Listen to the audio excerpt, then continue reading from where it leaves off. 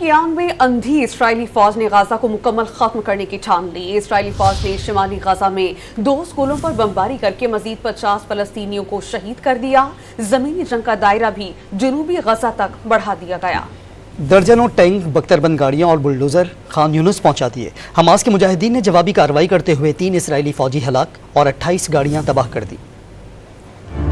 इंसानियत की कातिल इसराइली फौज के हमलों में आए रोज शिद्दत आने लगी। काबिज फौज का जब दिल चाहता है वहशियाना हमले कर देती है। इसराइली तैयारों ने शुमाली गजा में एक बार फिर बमों की बरसात कर दी। सलाहुद्दीन और मार्टिर असद सफवाती स्कूल को निशाना बनाया गया, जहां बच्चों और खवातीन समेत 50 फलस्तीनियों को शहीद कर दिया। स्कूलों में बेघर होने वाले सैकड़ों फलस्तीनियों ने पनाह ले रखी थी। कमाल अदवान अस्पताल भी काबिज फौज के हमलों का निशाना बना। इसराइली फौज ने 24 घंटों में हमास के 400 ठिकानों को निशाना बनाने का दावा किया है, जबकि इसराइल ने मेन फाइबर रूट्स काट दिए, जिसके बाइस गजा में लैंडलाइन, मोबाइल और इंटरनेट सर्विस एक बार फिर मुअत्तल हो गई। सेहूनी फौज ने शुमाली गजा के साथ जनूबी गजा में भी पेशकदमी तेज कर दी। बड़े हमले से खबरदार करते हुए शहरियों को एक बार फिर इलाका छोड़ने का हुक्म दे दिया। इसराइली फौज ने मगरबी किनारे में भी फलस्तीनियों का जीना हराम कर दिया। हेब्रोन समेत मुख्तलिफ इलाकों में वहशियाना कार्रवाइयों के दौरान मजीद 5 फलस्तीनियों को शहीद कर दिया।